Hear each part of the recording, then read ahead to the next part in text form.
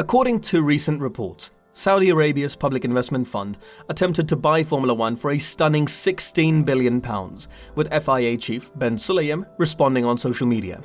F1 executives have slammed Mohammed Ben Sulayem for statements he made questioning the competition's worth. In this video, we'll take a look at why the FIA president has officially lost the support of F1 owners. FIA President Mohammed Ben Sulayem has made it clear that he wanted additional teams on the grid, and GM's support for a Cadillac-badged operation looked significant enough to demonstrate the value his new team would bring to Grand Prix racing. Formula One has accused FIA President Mohammed Ben Sulayem of meddling with its commercial rights by openly disputing the sport's projected $20 billion valuation. Ben Sulayem, who was elected to the top seat at F1's governing body in 2021, tweeted on Monday after Bloomberg reported that Saudi Arabia's public investment fund was considering an offer for more than that sum. As the guardians of motorsport, the FIA, as a non-profit organization, is wary of purported exaggerated price tags of $20 billion being placed on F1. Ben Sulayem said on his personal account, any possible buyer should use common sense, think about the larger benefit of the sport, and come with a clear, sustainable plan, not simply a lot of money. He said that the FIA had a responsibility to examine the potential negative impact on fans and promoters who could have to pay more. The remarks follow his backing earlier for Michael Andretti's bid to add an 11th team, a move that most teams oppose due to income dilution. They also contribute to the perception of a growing turf war between the governing body and a new commercial rights holder keen to develop an expanding and increasingly popular tournament in new directions. According to Sky Sports News, Formula One's legal head, Saka Woodward-Hill, and her Liberty Media counterpart, Renee Wilm, addressed a combined letter to the FIA accusing the governing body of exceeding its mandate.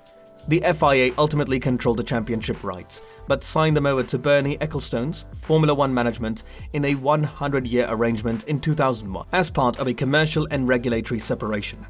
The FIA has offered explicit pledges that it will not do anything to damage the ownership, management, and/or utilization of those rights, the letter said, according to Sky. We believe that those statements, posted from the social media account of the FIA president, infringe on those rights in an unacceptable way. According to the letter, which was delivered to the FIA's World Motorsport Council, the comments risked severe regulatory implications, and the FIA might also be held culpable. Any individual or organization remarking on the value of a listed corporation or its subsidiaries, particularly claiming or implying inside knowledge while doing so, risks causing considerable damage to that entity's shareholders and investors, they added.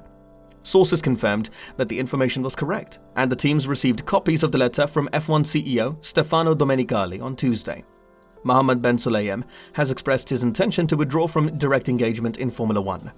Since Ben Sulayem took over as FIA president in December 2021, the governing body's relationship with F1 owners Liberty Media has become increasingly strained, and the first year of his tenure has been marked by a series of incidents. On Monday, Ben Sulayem informed the 10 F1 teams that he would be leaving his post dealing with F1, with the single-seater director, Nicolas Tombazis, taking over the hands-on management of the FIA's engagement as F1's regulator. The 61-year-old Ben Sulayem said it had always been his aim to take a strategic role away from day-to-day management, telling the teams it was his stated objective to be a non-executive president via the recruitment of a team of professional managers, a task he said has now largely been completed. However, the move comes at a time when unhappiness with his leadership is widespread and vocal. F1 management recently sent a cease and desist letter after he tweeted that a reported £20 billion Saudi Arabian proposal for the sport was significantly undervalued. According to The Guardian, no such bid was made, but F1 felt outraged that the president was intervening in business matters over which the FIA has no authority. Last Monday, an archived version of the president's former website surfaced, which quoted the Emirati as making misogynist remarks.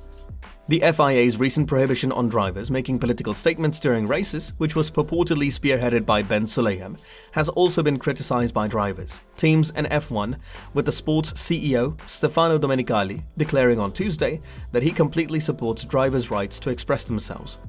These most recent issues were preceded by what was perceived to be an unnecessary enforcement of the rule prohibiting drivers from wearing jewelry, as well as angering teams in F1 in 2022 by blocking the adoption of 6 sprint races for this season in an attempt to extract a higher financial return from the commercial rights holder.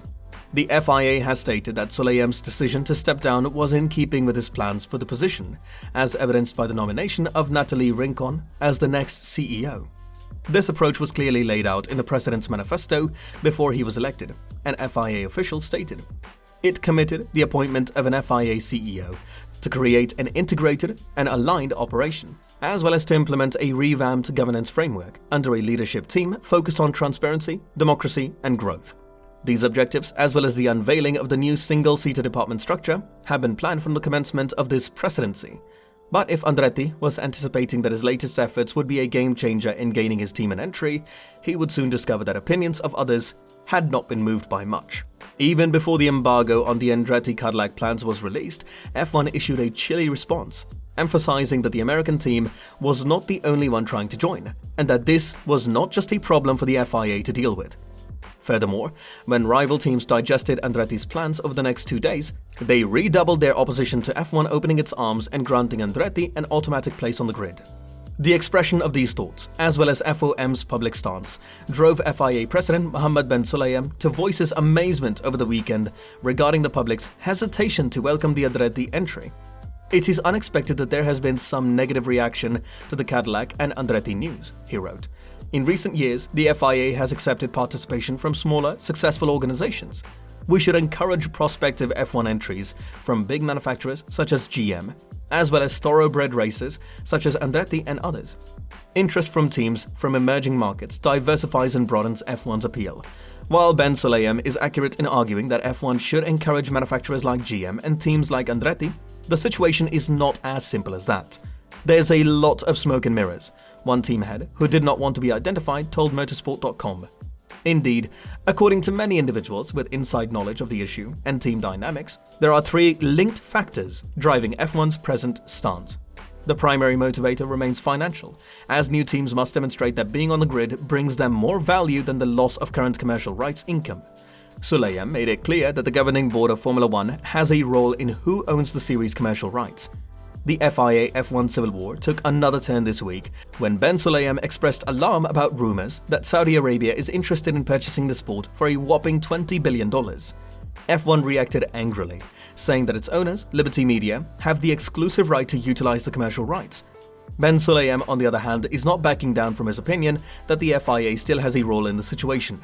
We have won the title, we merely hired it out, according to Automotor und Sport.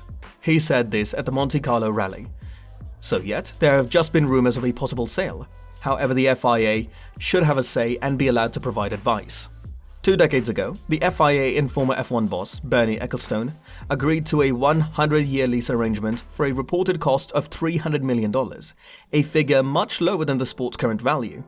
Despite this, a Don King provision is said to provide the FIA veto power over any transaction. Since taking over the FIA in December 2021, Ben Sulayem has been at odds with F1, recently publicly supporting Andretti's prospective debut alongside General Motors and taking a firm stance against drivers wearing jewelry during the 2022 season. And with that being said, it's time to end our video. Subscribe to the channel for more amazing videos like this. We'll see you with another interesting video.